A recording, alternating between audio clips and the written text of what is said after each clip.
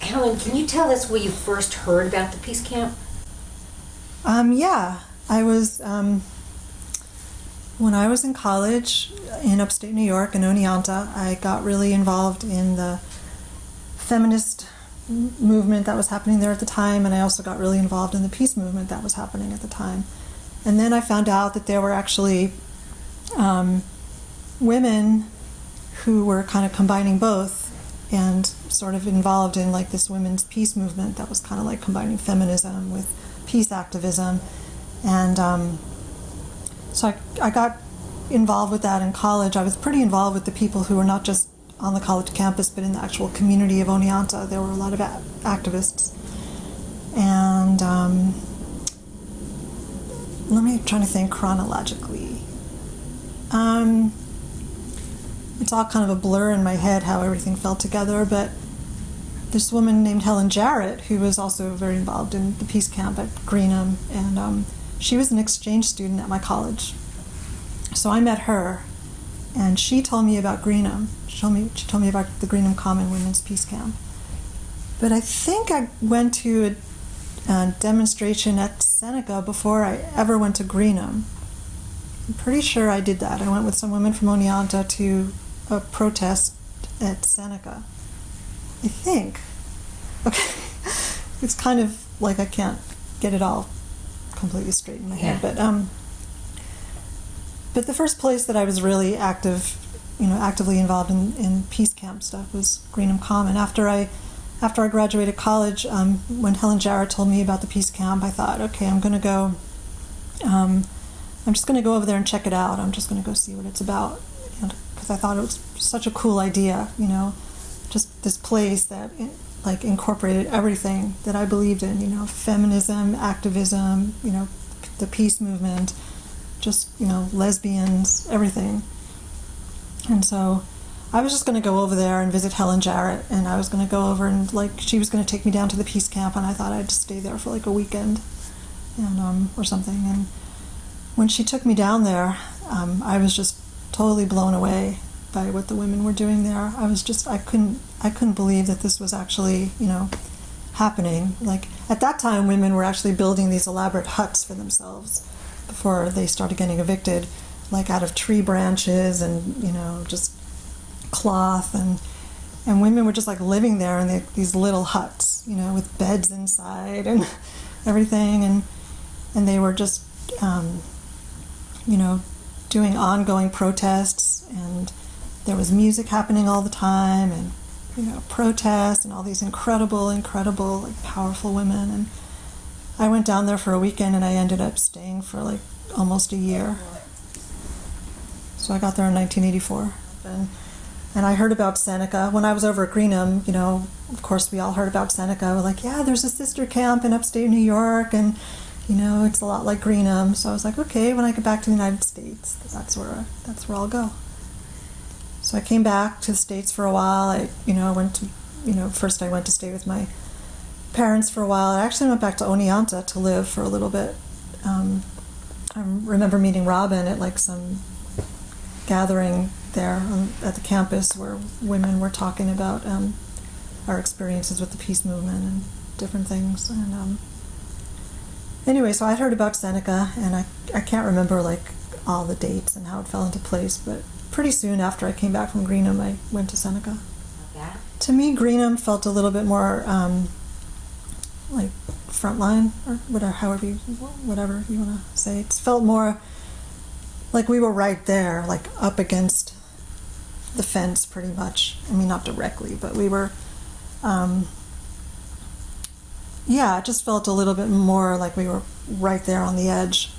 And we were also in a situation where we were on land that we were trying to reclaim as common land. So it wasn't just that we were at Greenham protesting the military. We were on this land that had basically been taken over by the military, and we were trying to reclaim this land as common land, because that's what it used to be. But there were pieces of it that were little pieces of it that were still common land according to the government, and big portions that were owned by the military and the government. So they started evicting us every day. We couldn't live in those elaborate huts anymore. We had to have these little tents that we could just sleep in and pull up, really quickly at 7 o'clock in the morning, because these garbage munchers would come, and anything that we couldn't get into, like little shopping carts and get into our little tiny piece of land that was considered still common land, would be taken away. So in that way, it was much more. There was more stress involved. It just felt just a little bit more precarious in that way, or more like Seneca was like the land was bought. It was this house. It wasn't right up against the fence. It was almost kind of like living out in the country in this house where we would all hang out, and then we would like walk down to the fence and do our protests. And there were protests happening there all the time. And I'm not trying to say that Greenham was more, I don't know. Both were incredible places. I'm not trying to, say that Greenham was more of an, more activism or more, more frontline. It was just more, right. We were just right up against it, I guess. And we were constantly in and out of the jail system there too. They were constantly arresting us for our actions and for the fence cutting and for our protests, and we were constantly being taken into the courtroom and jail overnight, and then they'd let us go. And so we were also just jamming up the courts all the time.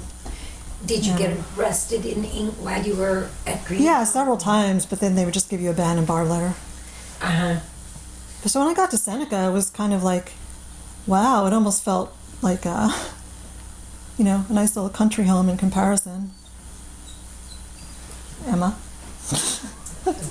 But it was like March of 1985. And was there anybody that you knew there when you arrived? Were you there was Robin there when I got there? I don't know. Were you, Robin? Yes. Then I knew Robin. Sort of. Yeah. I don't remember, it's like, I feel like I remember a lot, but I also remember, I don't remember a lot, which is kind of sad. Did you go there thinking you were going to stay for a while, or just a weekend like Greenham, or what were you? No, I really felt like I was going to stay for a while. Yeah, I think I felt like I was going to stay for a while. Because like I said, I was so high on Greenham, I couldn't imagine just going back to like living my regular life. I felt like this is what I needed to be doing. And I was actually really excited about Seneca because I heard about all the protests that were going on there, and like, hundreds and thousands of women coming for, the big protests, and I just felt like it was where I needed to be. I was already on the road to just feeling more empowered, I was feeling more strength inside myself. I think when I got to Greenham, I felt really shy. I felt a little bit more introverted. I didn't really know anybody, After a while, of course I started to build connections, but I think by the time I got to Seneca, I was definitely feeling stronger. So I think that strength just kind of, continued to grow for me. And when I got to Seneca, I also felt like I was really sparked creatively there. I was very sparked at Greenham too, but I met a lot of, more musicians at Seneca, and we were, writing songs and doing music, and that to me was, just as empowering in a lot of ways as doing the actions. I felt like it was all, combined. It was just an amazing, just creative burst. Well, I definitely remember the one that landed me in jail. I mean, we would walk back to the fence, and we would cut the fence, and I don't remember as much actual trespass onto the base as I remember us doing at Greenham. There were more actual marches. I remember a lot of the marches that we did from Seneca, through the town down to the base. There was the whole Waterloo thing, which I don't think I was there for, but then there was this one action where there was like a military plane. We heard word that a military plane was going to be taking off, and I remember Hershey was there, and Lindsay, and I forget who else. But they were like, yeah, we're going to trespass onto the army base and do this action. And well, I don't remember if it was so planned, but we were down. I just remember us being down there and seeing Lindsay go over the fence and Hershey go over the fence, and then I just remember going over the fence, and there was this plane that we were told was a military plane, and we just started like running, different directions, and I remember the police, catching us and putting us in handcuffs, which was behind our backs, and dragging us off, and we all got these ban and bar letters, but I guess I got this letter that I had to appear in court because I didn't realize this, but I was a second-time trespasser in that one particular spot on the base. So I was the only one out of the group that had to go appear in court, and that was a crazy time because we all went to the courtroom wearing like crazy outfits, like sunglasses and crazy hats, and we were, I was, when I was in the courtroom, and the judge was asking me questions. I like, when were you born? And I said, year of the tiger. I think right in that moment I got 30 days. So.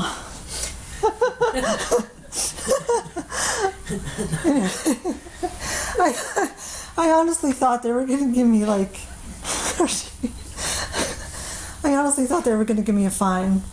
Uh-huh. But we were all like super obnoxious in the courtroom, like in a good way, but like I don't know if I would do that today, Right. knowing what I know, but when you're like in your early 20s and you're feeling like really strong and like nothing can touch you, it's like, and all your friends are there with you, and so yeah, they didn't give me a choice of a fine or anything or community service. They just gave me 30 days. But at that point, what I do remember is all of, like, a lot of the peace camp women, a lot of my friends kind of, like, taking over the courtroom. And I remember Jane Eyre, like, kind of basically hijacking, like, the police truck or something. And she was, like, driving around. Exactly. All I remember was, like, they gave me 30 days. They were taking me off in the handcuffs. And then all the women were basically, like, shutting down the courtroom. And then I remember that everybody else was thrown in jail with me for that first night. And I was like, that was pretty amazing. I felt like so supported and so like loved, and also just kind of like blown away that the women were doing this, because it was a pretty risky thing to do. It was a really risky thing to do. Uh-huh. But I was, that was pretty upsetting. Going to jail was not What was the most that like? fun experience. But I met a lot of great women. I met, women I never would have met before, women who were like, as far as I could tell, all the women who were in there for self-defense in, on one level or another. What jail were you in? First I was in Rochester jail, and then after like a couple of weeks they transferred me to some smaller jail, like out in the country. I don't remember where exactly, but Was it prison or a jail? the second jail they transferred me to must have been like a prison. It was nicer. We got better food. But I met some cool women in jail, They kind of treated me a little bit weirdly because they couldn't believe that there was somebody in there. The way they saw it was that I chose to be in there because I did a political action, as opposed to them who, they were just trying to survive, and I was basically trying to tell them that I was also in there for trying to survive, that what I was doing was, a survival thing too, just on a different level. But it was an interesting, scary place to be. But that was the biggest action I remember, because that was led to jail for me. I did a lot of big actions at Greenham too, where I remember the police dragging us off and handcuffing us and driving us around the base, and but we're talking about Seneca, not Greenham. So. Well, they're so connected. Yeah. What was the scariest thing in jail? The scariest part of that? I think just feeling, alone, even though I knew that women were, women came to visit me. My parents even came to visit me. But I still felt I still feel kind of alone, and just, even though I met some cool women, some of them still scared me a bit. 'Cause, I didn't really know them, and yeah, I don't know. Did going to jail change your mind in any way about doing actions? It scared me in that way, yeah. Because even to this day, when there are like demonstrations going on, I'm scared to get arrested because I think they might still have me down, as having had a federal record. In which case, like now that things are really scary in this day and age, they could just drag you off to jail and not even give you a trial if they deem you a terrorist. So that's pretty scary. Because even back then, they called me a terrorist, I mean, way back in the day, they were like, we were just like women trespassing on an army base, and they called us terrorists. So in this day and age, it's like being called a terrorist now is much scarier. So because of the climate of our country and our rights to, our rights to protest have been kind of taken away in a lot of ways. I mean, they send people to jail, like I said, without even giving them a trial, not even telling them exactly what's going on, why they're being arrested, and I do get scared. I do. Yeah. You got out of jail, did you come back to the peace camp? Hmm? I mean, you continued to live there? Uh-huh. And do you have any memory of what like their day-to-day life was like there during that time? Mm-hmm. Yeah. Can you tell us? Yeah.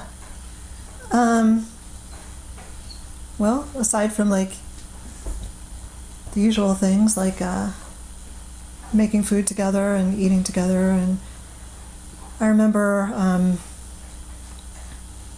we sat around and wrote songs. We played a lot of music, had a lot of meetings that were hard because the peace camp was supposed to be a place where we made decisions based on what's consensus, the consensus process, where nobody had more power than anybody else. We were all equal participants.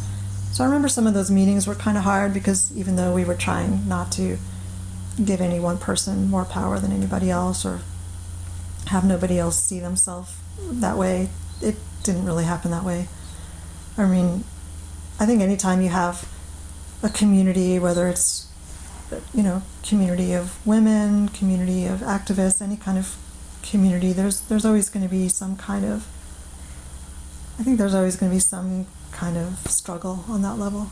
So I remember some meetings that were kind of hard. I remember some meetings that were amazing. I remember all the actions that we planned together, planning actions and what our next approach was going to be, and what we needed to do to accomplish what we wanted to do there. I remember lots of people coming to visit us from different peace organizations, people from all over the world coming to visit us. And so day to day, yeah, we had lots of fun. I remember the music thing was really fun for me, sitting around playing music and writing protest songs and all kinds of songs, and cooking meals together, just hanging out together.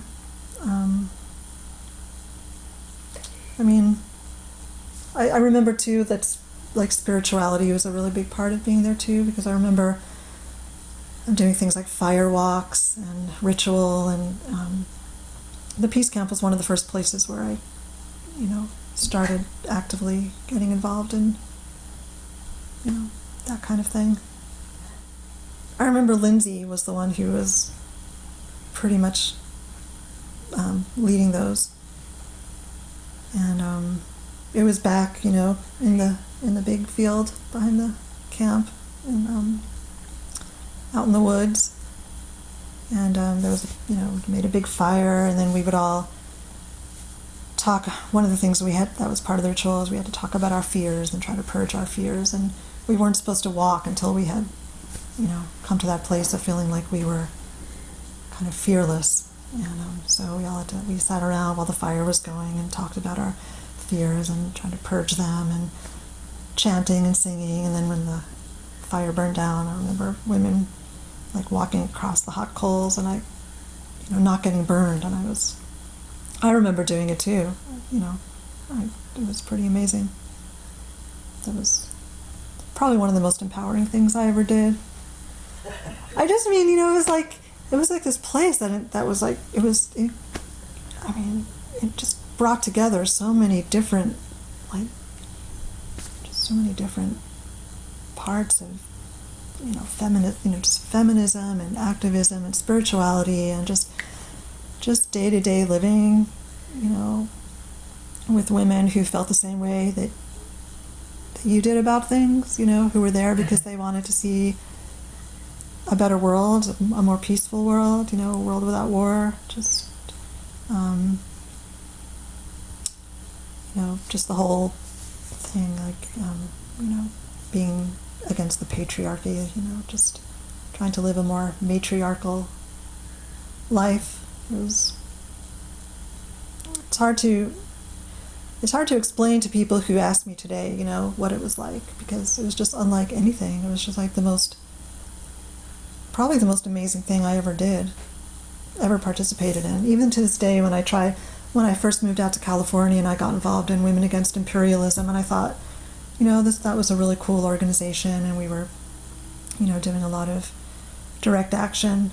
But in terms of incorporating so much, just like this web of interconnectedness, that it was just like everything that I wanted and needed in my life at that time. I haven't found anything to match that. I got involved in my first lesbian relationship when I was there. My first big relationship, which lasted about 8 years, and that was with Sophia West, also known as Luna, who died about 10 years ago. It's over 10 years ago. It's kind of pretty sad to me that she can't be part of this. I mean, she can only be part of this through our memories of her. But she was a very powerful lesbian woman. She had an amazing amount of poetry and stories and writings from that time. Did some of that get published? Some of her poems and stories got published. Yeah. I mean, she was an amazing writer. She was just a prolific writer. So some of it was from the peace camp time. A lot of it was from after that time. So yeah, that was just a really, just an incredible time in my life. I mean, there were great things and there were hard things and there were struggles and there were times when I was freezing cold. Living up in the attic, I remember being so cold sometimes. I just couldn't get out of bed. It was just like, you're living in a place day to day. You have all the wonderful, fantastic things. You have all the relationship drama. You have all the, the power struggles. And then you have all the, you have all the actions and all the music and all the, it's just everything. We would put on, rock music. Like, we had this song called Rock Goddess or something. I don't even know who the hell sang that song. But we would all just dance around like crazy. We used to have wild dance parties, and we would sit around and play music too till 3 in the morning. And I know we kept a lot of women up, and I don't feel great about that, but I was young. I just felt like I could do anything. I feel like I probably could have been a little bit more respectful of some other people, but I felt like, we had some pretty wild times. I remember we had this band called the Average Dyke Band, and we actually went and performed in town. Was it Rochester? I don't know how good we were. We were great. No, we were great. Yeah, we were great. Didn't you perform at Michigan Women's Festival? I never made it to the Michigan Women's Music Festival because I was in jail. Oh, right. She doesn't have any feelings about missing out. I don't have any feelings about, getting out of jail, and my girlfriend was with some other woman after the Michigan Women's Music Festival, and all my friends got to go, and I didn't get to go, and I don't have any feelings about that. Who was she with? You, This is a Herstory project, we need names. Loba? It was. Your girlfriend got with my future girlfriend. That's Peace Camp. uh-huh. So, Wow. there was a lot of, yeah, Good times. good times. Yeah. No, I never went to Michigan. Were you ever fearful at the camp? Well, there was the broader spectrum of fear that brought me to the camps to begin with, which was my fear of, nuclear war and war in general, and just the state of the world, just being in fear in that way. And being at the peace camp, it was a little bit scary, kind of, like I said, being like sort of on the front line of the peace movement, scared of being arrested again, going back to jail, maybe scared of people trying to hurt us because they disagreed with our beliefs, scared of some of the townspeople, both at Greenham and Seneca, who called us names, and definitely scared of people trying to hurt us because they didn't agree with what we were doing. Maybe scared of some of the men on the army bases doing something to harm us.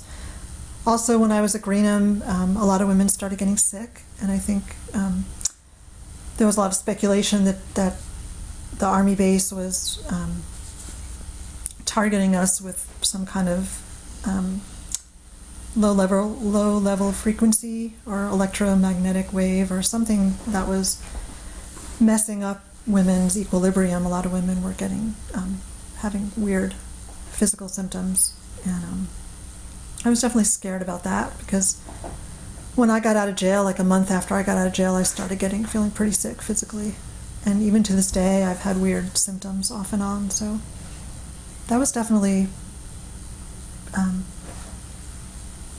something that I was afraid of. Do you feel that there was zapping going on at Seneca? Possibly. I don't put it past them to do anything, I'm talking about the army, the government. I don't. Mm-hmm. They definitely have the capacity to harm people in a lot of ways. So yeah. Can you talk a little bit about how that affected you physically? I don't know what started the physical symptoms for me. I don't know if it was being in jail and just, losing weight and coming out and not feeling as physically strong, or I don't know what it was, but just like headaches and body aches and pains and some dizziness. Things that I still have off and on to this day. I don't really know what it's from. I don't know if it was from zapping that was going on back then. I really don't know. There's no way to prove.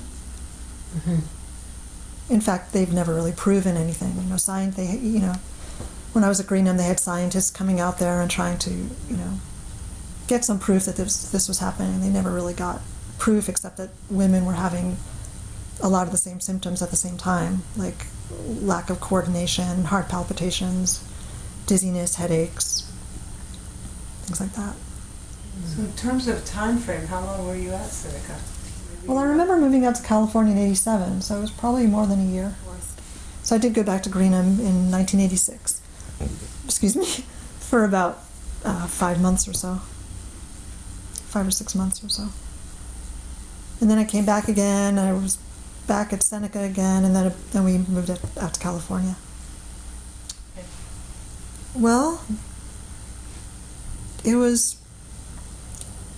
except for a few women that I remember, it was predominantly white. Both at Greenham and Seneca, though there was more diversity at Greenham because there were women from all over the world. But there wasn't a lot of diversity in terms of race. At some of the bigger actions where women would come, to do our marches and our protests. There was more diversity, but in terms of the women who lived at the camp, I remember it being predominantly white. And I know we talked a lot about that in our meetings, and how we could try to change that, but I don't really remember it changing very much. In terms of disabilities, we also wanted it to be a place that was open to women of all abilities and disabilities, and I know we definitely had women who were disabled there.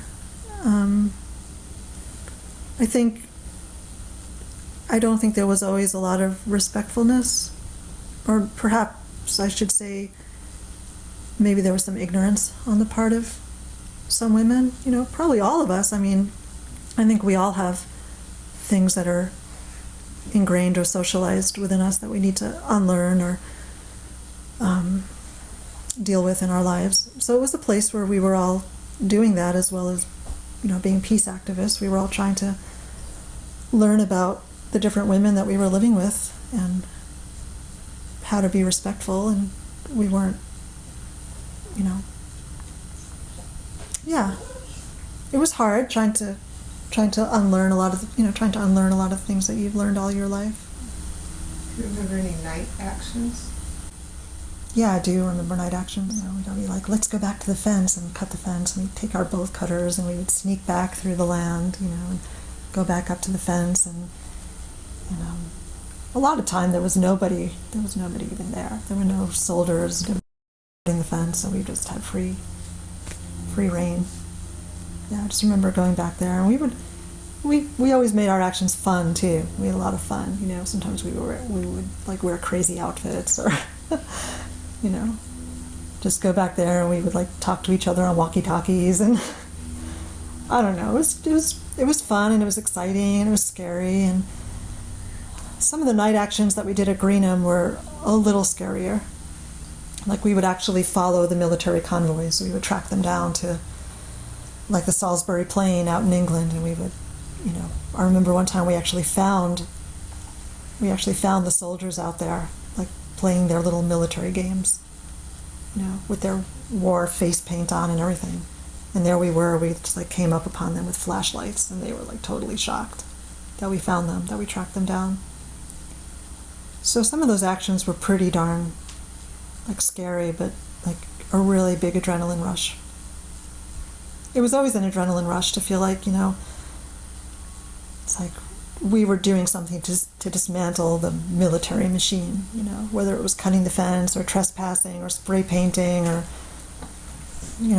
just the fact that, here we are, these women, and here they are, like this big, military base with like these big, these soldiers and, military personnel, and that these, just these women could just like cut down the fence and infiltrate them.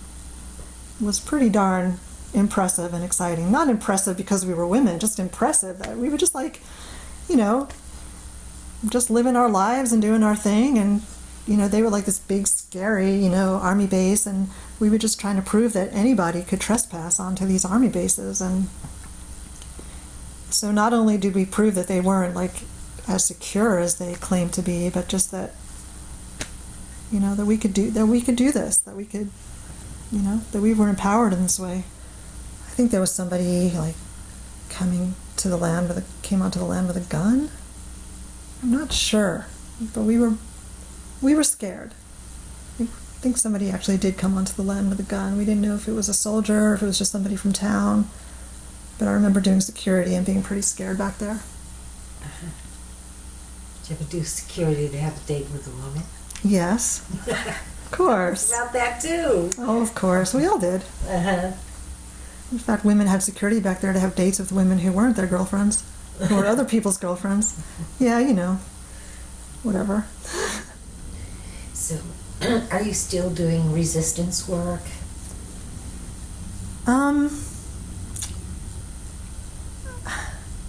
Not in the same way. I don't want to say that I've gotten apathetic, but I feel like I've it's not apathy so much as it's I don't know what it is. Maybe it's depression, It's like it's like back then in my early 20s, I was scared and depressed about the state of the world, but I was like spurred on to action. I was like, if I don't do this, I'm going to die. That's how I felt. And sometimes I still feel that way about the world. I feel like, oh my God, it's such scary times, even scarier in so many ways. But it's almost like the depression just goes deeper or something. It's almost like sometimes I feel like I just don't even know what to do.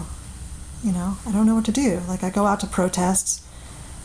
I know that there are organizations happening all over the place, and I know there are so many things I can get involved with, but I haven't found any one thing that I feel like, I want to be part of this organization or that organization. And so basically I just find myself going out to marches, and I don't take as many risks anymore.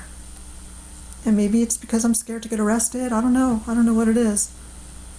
Maybe maybe the times are just so frightening. But I feel like I definitely took more risks back then than I do now. When I hear people talking about how they're scared to have conversations on the phone, it's really scary what you can even say or do or put online. You don't know who's looking at these things. It's frightening. It's really frightening.